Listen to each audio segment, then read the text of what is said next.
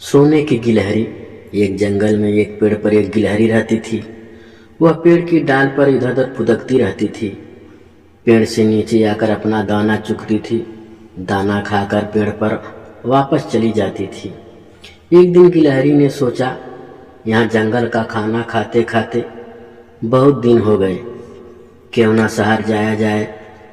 गिलहरी शहर जाने के लिए एक सड़क के किनारे पेड़ पर बैठ जाती है। थोड़ी देर में वहां से एक ट्रक पर कूद जाती है। ट्रक के अंदर सब्जियां भरी हुई थी जो गांव से शहर जा रही थी।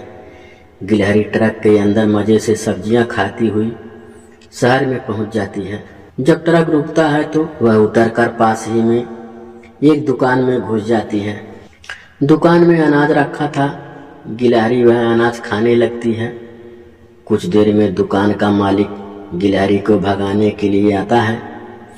गिलहरी वहां से भाग जाती है। एक आदमी अपना टिफिन लेकर एक पेड़ के नीचे बैठा था। उसने अपना टिफिन खोला तो उसके खाने की खुशबू पेड़ पर बैठी गिलहरी की नाक में पहुंची। गिलहरी खाना खाने के लिए बेताब हो गई। तभी वह आदमी पानी लेने गया।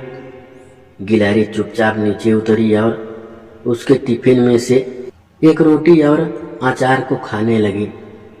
कुछ ही देर में वह आदमी वापस आया। उसे देखकर गिलहरी वापस पेड़ पर चढ़ गई।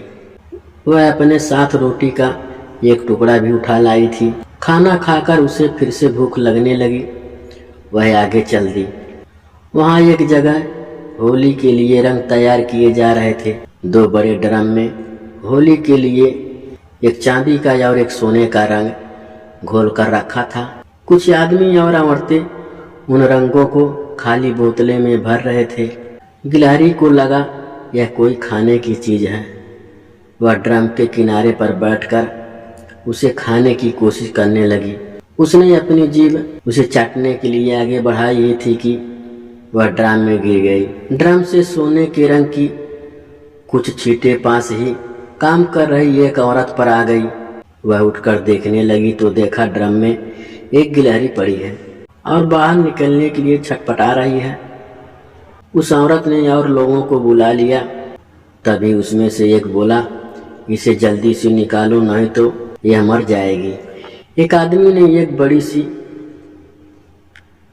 रंग छानने की एक छलनी से गिलहरी को बाहर निकाला और वहीं पास में एक और रख दिया। गिलहरी वहीं बैठी रही। वह धीरे धीरे हाथ पैर चला रही थी लेकिन वह उठ नहीं पा रही थी। उसे छोड़कर सभी अपने अपने काम में लग गए। गिलहरी बहुत डरी हुई थी। कुछ देर बाद उसका रंग सूखने लगा जहां वह लेटी हुई थी। कुछ देर में वहां तक धूप आने लगी। धूप के कारण उसका रंग जल्दी से सूख गया। गिलहरी उठी और धीरे धीरे चलकर वह आगे जा रही थी।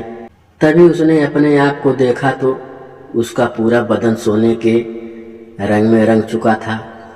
गिलहरी बहुत खुश हुई। वह फिर से सड़क के किनारे एक पेड़ पर बैठ गई। कुछ देर में एक बस उधर से गुजरी और गिलहरी कूदकर उस बस की छत पर बैठ गई। शाम तक वह बैठी रही। शाम को बस जंगल के रास्ते से गुजरी लेकिन तेज स्पीड बस से गिलहरी उतर ना सकी। रात के समय बस एक ढाबे के पास रुकी। तब गिलहरी उतरकर जंगल में पहुंच गई। वह एक पेड़ पर चढ़कर आराम करने लगी। सुबह की पहली किरण के साथ उसकी आंख खुली। अब वह जंगल में उधर उधर खाना ढूंढने लगी। जंगल के सभी जानवर उसे देखकर हैरान थे। तभी एक कबूतर उसके पास आया और बोला, गिलहरी बहन तुम कहाँ से आई हो? गिलहरी ने कहा, मैं दूर परियों के देश से आई हूँ। वहाँ सभी जानवर सोने के होते हैं। सभी जानवर उसे मेहमान समझकर उसकी देखभाल करने लगते हैं। उसे इस तरह के फल अनाज लाकर देने लगे। गिलहरी के मजे आ गए। वह मजे से सब खाने लगी। एक दिन एक कौवा उसके लिए अमरूद लेकर आया और बोला, गिलहरी बन क्या तुम मुझे अपने साथ परी के देश ले चलोगी? मैं काला हूँ, यहाँ सब मुझे चिढ़ाते हैं। मैं भी वहाँ जाकर परियों के जादू से सोने का बनकर आना चाहता हूँ। यह सुनकर गिलहरी हंसने लगी। ठीक है, मैं अपने साथ ले जाऊंगी। लेकिन तब तक मेरी सेवा करते रहो। बेचारा कौवा उसकी बातों में आ गया और उसके तरह तरह के अनाज दालें फल लाने लगा। एक दिन गिलहरी हरी हरी घास पर कूद कर खेल रही थी। तभी आसमान में काले बादल छा गए और तेज बारिश होने लगी। गिलहरी ने इधर उधर देखा, लेकिन वहाँ कोई भी पेड़ नहीं था। बस बारिश में उसका सुनहरा रंग घुलने लगा और जगह जगह से उसका असली रंग दिखने लगा। बारिश रुकने पर सभी जानवर उसके पास आए। उनमें से एक सियार ने कहा, भाइयों, इसने हम सीधे साधे जानवरों को बेवकूफ़ बनाया है, इसे मजा मिलनी चाहिए। गिलहरी ने रोते हुए कहा, नहीं, मैं सच कह रही हूँ, ये तो मैं यहाँ खाना खाने से मेरा रंग फीका पड़ गया। सभी जानवर उसका विश्वास नहीं कर रहे थे।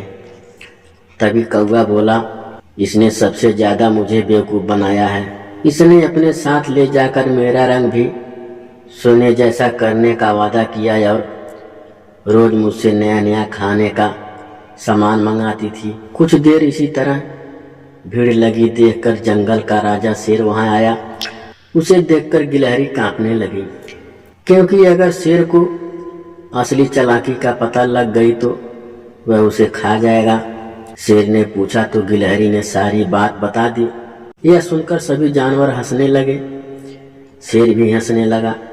वह बोला, चलो हम तुम्हें माफ कर देते हैं, लेकिन तुम्हें वादा करना होगा कि आज के बाद तुम शहर नहीं जाओगी। अच्छा खाने का शौक आज तुम्हें मरवा देता हूँ।